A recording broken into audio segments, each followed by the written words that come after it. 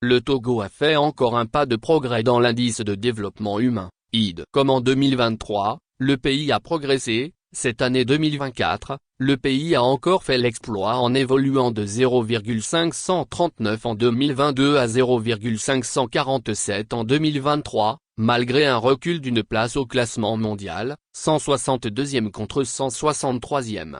Le 18 juin dernier, les données de l'indice de développement humain sont dévoilées dans la capitale togolaise à travers une cérémonie de lancement du dernier rapport sur le développement humain du Programme des Nations Unies pour le développement, PNUD.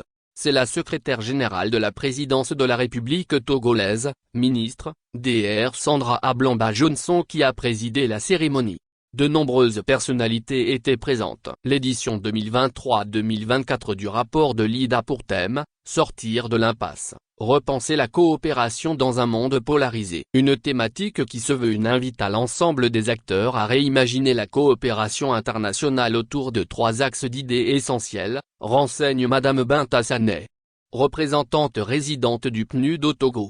Le rapport indique que, le Togo a enregistré une augmentation de 13% de son indice sur la décennie, consolidant ainsi sa position de leader du classement UMOA, devant la Côte d'Ivoire et le Sénégal, et se place au pied du podium ouest-africain, devancé uniquement par le Cap-Vert, le Ghana et le Nigeria.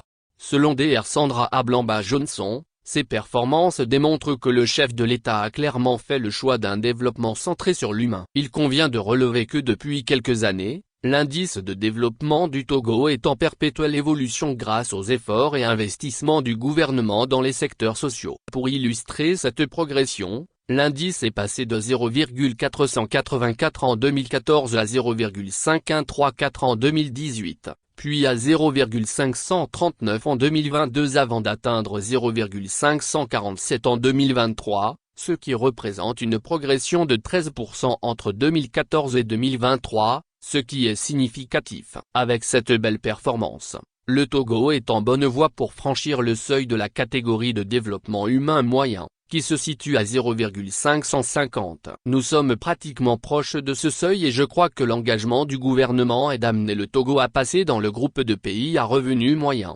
Le Togo va poursuivre les efforts. Réaffirmant l'engagement du Togo, Dr Sandra Ablamba Johnson a tenu à rassurer de l'engagement du président Faure Gnassingbé qui, dit-elle, poursuivra la dynamique d'amélioration des conditions de vie des citoyens. Avant d'inviter l'ensemble des acteurs à accompagner la démarche afin de permettre au pays d'atteindre ses objectifs en termes de développement, il faut souligner que la publication de RDH est une opportunité pour le PNUD de contribuer au débat sur les problématiques de développement mondial. L'édition 2023-2024, axée sur le thème « Sortir de l'impasse, repenser la coopération dans un monde polarisé », invite l'ensemble des acteurs à réimaginer la coopération internationale autour de 3 axes d'idées essentiels, selon la représentante résidente du PNUD au Togo, Madame Binta Sané. Rappelons que la dernière livrée du rapport a concerné plus de 190 pays et territoires, dressant un bilan du monde polarisé actuel, et étudiant de nouveaux modes de coopération,